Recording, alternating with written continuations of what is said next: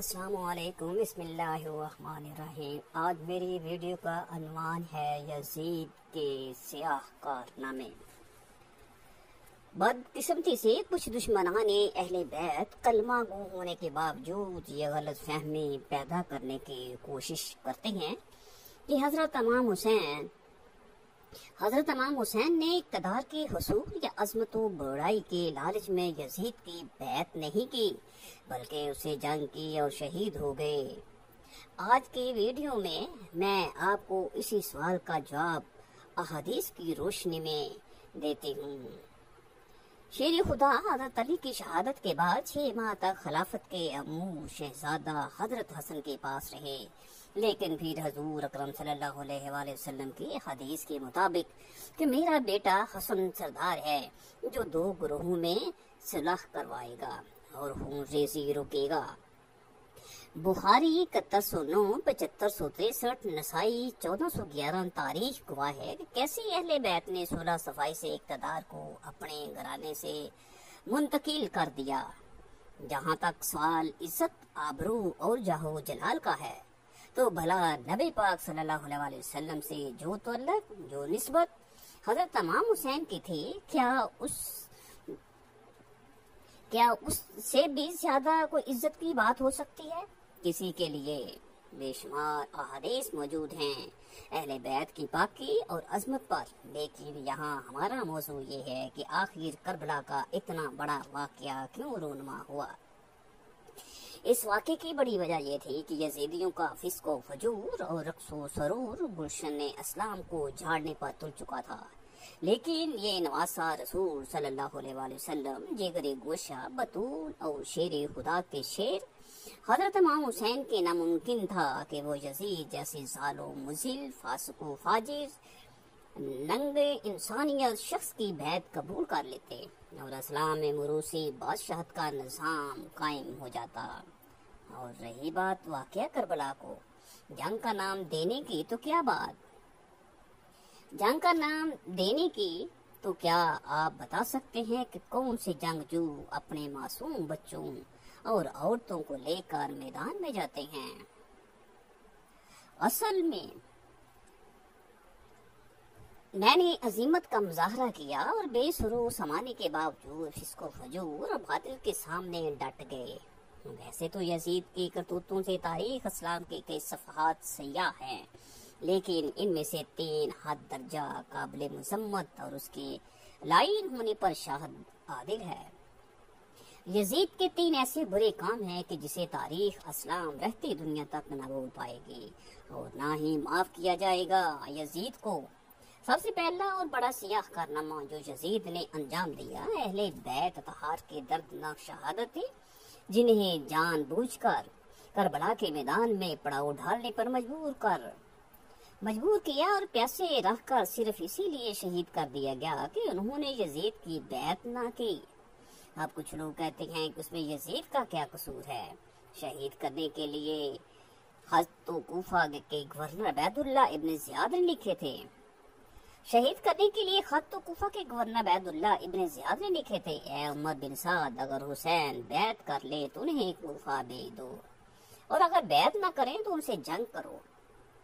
اب لوگ کہتے ہیں کہ حکم دینے والا ابن زیاد تھا اور عمل کرنے والے عمر بن سعد اور شمر تھے، لیکن یہ سوچئے کہ وہ عمل کس بات پر کر رہے تھے۔ جب یزید کو خبر ملی کہ امام حسین مدینے سے کوفہ جا رہے ہیں تو کیوں صحابی رسول کو بدل کر یزید نے عبید اللہ ابن زیاد جیسا سفاک شخص کوفہ میں گورنر لگایا؟ اور جب حضرت مسلم بن عقیل کو شہید کر کے ان کا سر مبارک یزید کو بھیجا گیا تو کیوں اس نے عبید اللہ کو شاباش دی؟ شہادتوں کے بعد جب شہدائے کربلا اور سید شہداء کا سر مبارک اور اہل بیت کو قیدی بنا کر یزید کے پاس بھیجا گیا تو کیوں اس نے عبید اللہ ابن زیاد، عمر بن سعد اور شمر کو کوئی سزا کیوں نہ دی؟ کیوں واقعہ کربلا کے بعد بھی یزید کی موت تک عبید اللہ ابن زیاد کوفہ اور بصرہ پر یزید کی طرف سے حکمران رہا؟ صحیح بخاری کی حدیث نمبر 3748 اور جامعہ ترمذی کی حدیث نمبر 3778 میں ہے کہ جب حضرت حسین کا سر مبارک ابن زیاد کو پیش کیا گیا تو اس نے چھڑی سے ان کے دانت مبارک پر ضرب لگائی اور نازیبا الفاظ کہے۔ ایسے واقعات کے باوجود بھی ابن زیاد جیسا شخص اپنی مسند پر براجمان رکھنے کی وجہ یزید کے پاس آخر کیا تھی؟ یہ ساری باتیں اس بات کا منہ بولتا ثبوت ہے کہ یزید کی سرپرستی میں ہی واقعہ کربلا ہوا، جیسا کہ صحیح بخاری کی حدیث نمبر 3110 اور مسلم 6309 میں حضرت امام سجاد زین العابدین فرماتے ہیں، جب میں اپنے والد کی شہادت کے بعد یزید کے دربار سے مدینہ پہنچا تو صحابی مسوران محرمہ میرے پاس آئی اور کہا کہ آپ کے پاس جو رسول اللہ صلی اللہ علیہ وآلہ وسلم کی تلوار ہے، جو رسول اللہ صلی اللہ علیہ وسلم کے بعد حضرت علی اور پھر حضرت حسن اور حضرت حسین کے بعد آپ تک پہنچی ہے، وہ مجھے عنایت فرما دیں۔ مجھے ڈر ہے کہ بنو امیہ والے اس تلوار کو آپ سے چھین نہ لیں۔ لیکن میں نے کہا جب تک میری جان میں جان ہے، اللہ کی قسم میں اس تلوار کی حفاظت کروں گا۔ یزید کا دوسرا سیاہ کارنامہ یہ ہے کہ اس کی فوج نے مدینے پر حملہ کر کے وہاں بھی پناہ ظلم ڈائے۔ امام احمد بن حنبل جو کہ امام بخاری اور مسلم کے استاد ہیں، ان سے ان کے شاگرد مہنا بن یحییٰ نے یزید کے بارے میں مدینے پر حملے کا پوچھا تو آپ نے فرمایا یزید وہی جس نے مدینے والوں کے ساتھ وہ کرتوت کیے جس کی مثال نہیں ملتی، اور اس نے مدینے کو لوٹا بھی۔ یزید کے مدینے پر اس حملے کا واقعہ حرہ کے نام سے جانا جاتا ہے، جہاں پر یزیدی فوج نے قتل عام کیا اور مدینہ کی حرمت کو پامال کیا۔ اسلامی تاریخ کا یہ سانحہ یزید کی حکومت میں سن 63 ہجری کا پیش آیا۔ واقعہ کربلا کے بعد جب اہل مدینہ نے یزید کی بیعت ختم کی اور اس سے الگ ہو گئے تو اس نے اہل مدینہ پر فوج کشی کی اور حرہ کے مقام پر اس فوج نے اپنے ڈیرے ڈال دیے۔ اس وجہ سے اس کو واقعہ حرہ کہا جاتا ہے، اور اس واقعے میں صحابہ اکرام رضوان اللہ علیہم اجمعین کو بھی نہ بخشا گیا۔ کئی دن لوٹ مار اور قتل عام جاری رہا، یہاں تک کہ تمام لوگ اپنے اپنے گھروں میں پناہ گزین ہو گئے۔ بہت سے صحابہ کو بھی شہید کیا گیا۔ صحیح بخاری 4096، 4024 اور 2604، 2959، اور اس وقت مسجد نبوی میں حضرت سعید بن المسیب جن کا شمار کبار تابعین میں ہوتا ہے موجود تھے۔ جب نماز کا وقت ہوتا تو روضہ رسول صلی اللہ علیہ وآلہ وسلم سے اذان کی آواز شروع ہو جاتی تھی۔ حضرت سعید بن المسیب فرماتے ہیں کہ جب نماز کا وقت ہوتا میں قبر شریف سے اذان کی آواز سنتا تھا، پھر اقامت بھی ہوتی اور میں اسی اقامت سے نماز پڑھتا۔ ان دنوں مسجد نبوی میں میرے سوا کوئی نہیں ہوتا تھا۔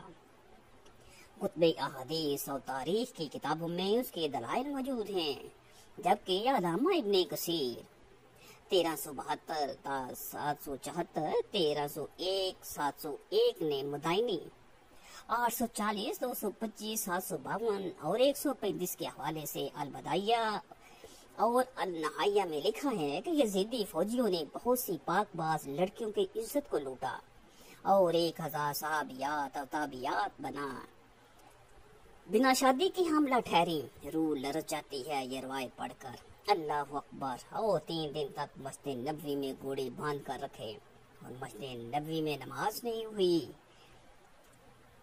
صحیح مسلم میں 3339، 3319، 3323 سے لے کر 3333 تک یہ 15-20 احادیث ہیں جن کا لب لباب یہ ہے کہ آپ صلی اللہ علیہ وسلم نے فرمایا جس نے اہل مدینہ کو ڈرایا، اہل مدینہ کو دمکایا یا مدینہ والوں پر ظلم کیا، اس پر اللہ کی لعنت، اللہ کے فرشتوں کی لعنت اور تمام لعنت کرنے والوں کی لعنت۔ اس کے بعد یزید کا تیسری گھناؤ ناکام مکہ شریف پر حملہ کرنا تھا۔ اس کے بعد یزید کی تیسری گھناؤ ناکام مکہ شریف پر حملہ کرنا تھا۔ مدینے سے فارغ ہونے کے بعد یزید پلید کے حکم سے اس کی فوج نے مکہ مکرمہ کا رخ کیا گیا، حرم کعبہ کا محاصرہ کیا اور خانہ کعبہ شریف پر منجنیق کی مدد سے پتھراؤ کیا گیا۔ خانہ کعبہ شریف میں آگ لگی اور پردے جل گئے۔ حرم کعبہ میں حضرت اسماعیل کے فدیے میں جنت سے بھیجے گئے دمبے کی سینگ محفوظ چلے تھے اور اسی واقعے میں وہ بھی جل گئے۔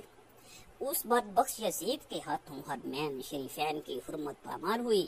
صحابہ کرام کی توہین اور عزت رسول صلی اللہ علیہ وسلم کے خون سے اس کے ناپاک ہاتھ رنگین ہوئے۔ اس کے بعد اس کو مہلت نہ ملی اور ذلیل و رسوا ہو کے مر گیا۔ جو لوگ غلط فہمیوں کا شکار ہو کر یزید پلید کی قصیدہ خوانیاں کرتے ہیں، ان سے گزارش ہے کہ غور کریں کہ آخری وقت میں اس کا انجام لعنتی کارناموں پر ہوا۔ اگر دل میں ذرا بھر بھی نبی کریم صلی اللہ علیہ وسلم، اہل بیت، اتحاد، مدینہ شریف اور مکہ مکرمہ کی محبت کی رمق موجود ہے تو فیصلہ خود کیجئے کہ آپ اپنی آخرت یزید کے ساتھ چاہتے ہیں یا کہ نبی پاک صلی اللہ علیہ وسلم اور ان کی پاک آل کے ساتھ۔ حوالہ جات صحیح بخاری میں 2604 2959 40 40 40 96 33 10 33 39 33 33۔ حدیث زید بن عہد بن امیہ میں